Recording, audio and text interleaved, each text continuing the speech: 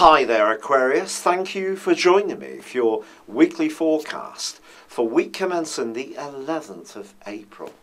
Your modern ruler Uranus continues to be much to the fore in your situation. In the first half of this week, he is continuing to combine with the Sun in the buzzy third house of your scope. If you find that you've got a surplus of nervous energy, or your mind can comprehend lots of exciting, different, novel, unusual, and even brilliant ideas, it really wouldn't be a surprise. You can absolutely sparkle with personality, and it's your opportunity to show people just how imaginative and how unique you can be in your approach. But equally, Mars, the power planet, which is in the part of your horoscope now to do with friendships and your future, is going to be combining in a really tricky way with Neptune. And this is going to go on right through to the end of April.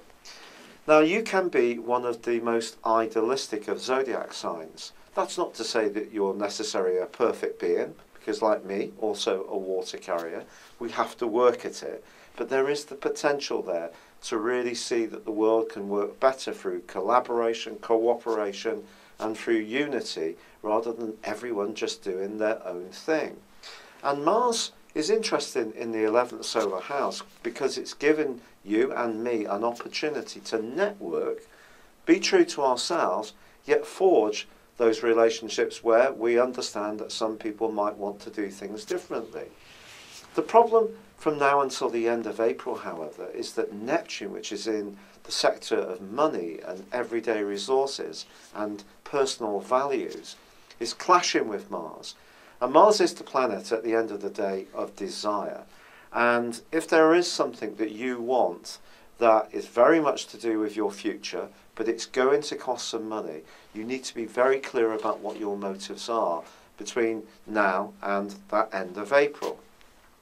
It's also possible that some kind of conflict is going to come up, where you have an opportunity to prosper, but it may be in a way that doesn't necessarily enrich you emotionally. And you could find yourself a bit torn about which path to follow. Of course, life can be like this quite a lot, can't it? But there is actually another influence this week, which is very, very positive. And this sees Mercury in your home zone combining marvellously well with Jupiter.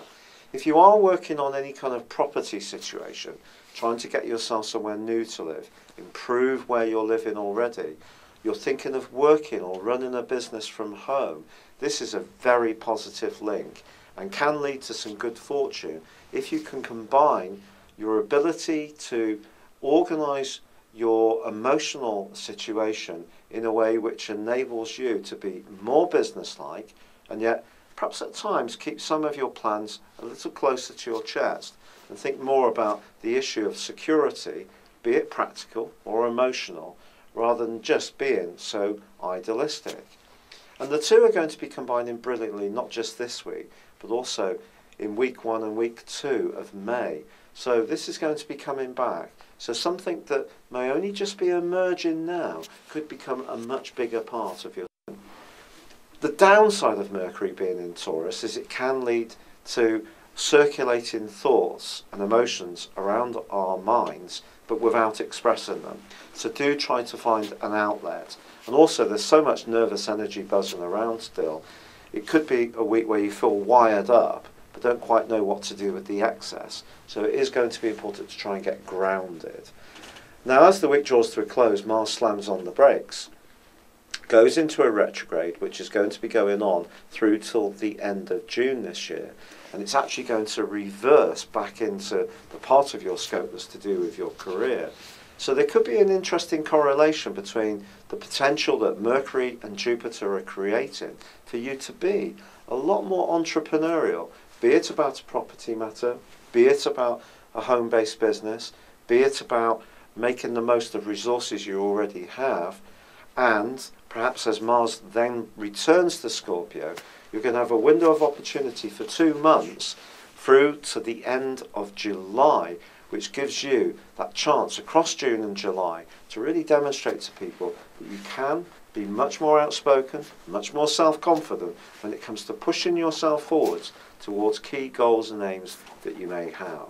So it's about balancing that idealism with the dreaminess of Neptune, but at the same time showing people just how quick-witted and original you can be in your approach.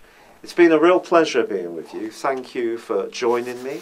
Good luck and goodbye for now.